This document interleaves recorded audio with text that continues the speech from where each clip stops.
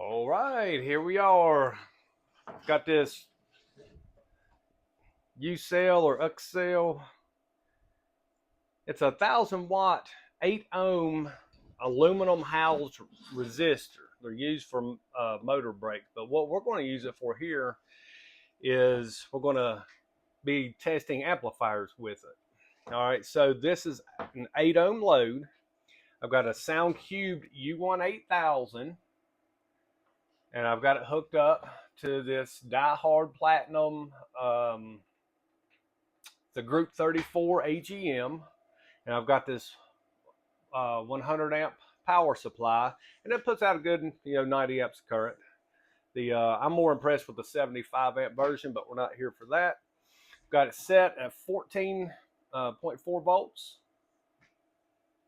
And right now, just the battery sitting. We did a few tests. So right now, it's putting in 5.5 amperes of current.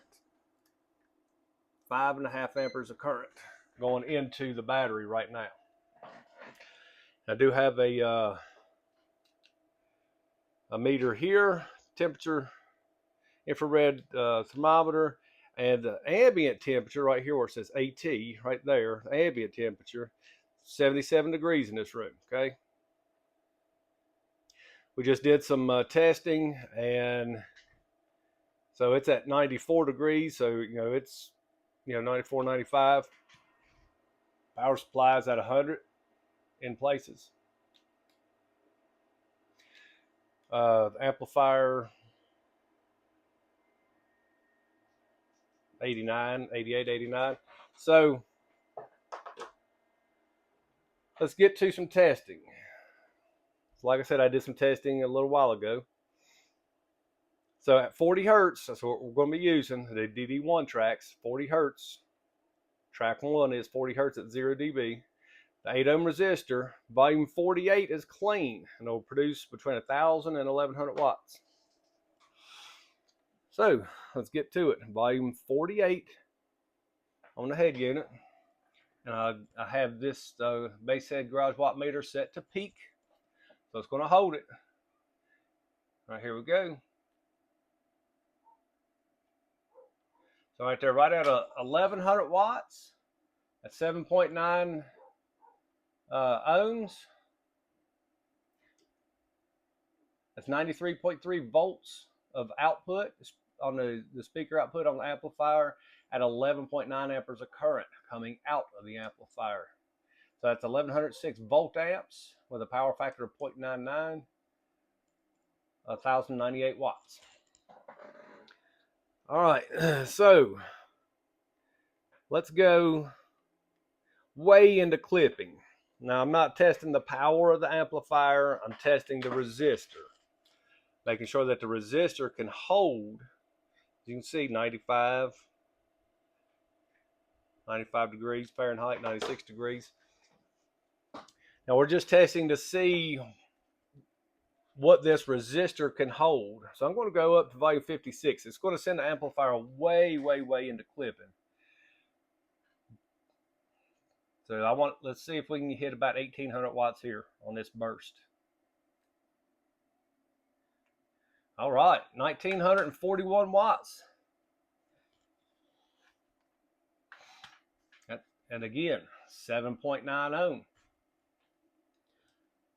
So that's 124.2 volts coming out of the amplifier at 15.8 amps of current coming out of the amplifier.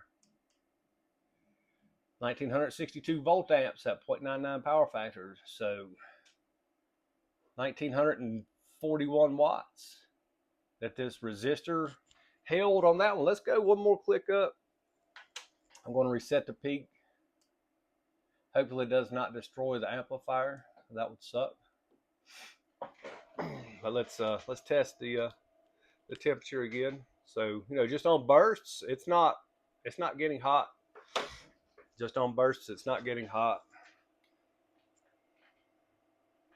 Power supply, seen 103, 102. Amplifier did go up a little bit, 91, 92. And that was on the output side. Let's see on the power supply side, 86. All right, so one more click up. That's what I wanted to see. 2,029 watts. 2,029 watts.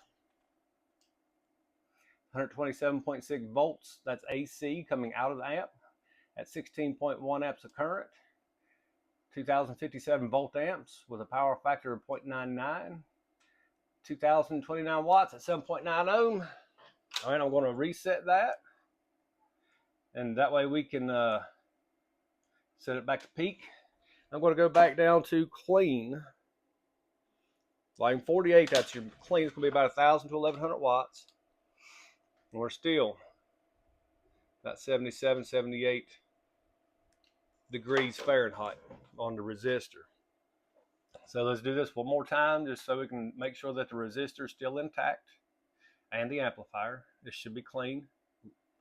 About 1,000 or 1,100 watts. There we go. All right, so yeah. So this thing's good for about 2,000 watts on bursts. So maybe this thing's rated for 1,000 watts, a continuous duty cycle. But yeah, you just seen it, 2,000 watt bursts, and it's still going strong. So my make should be able to hold 16,000 watts plus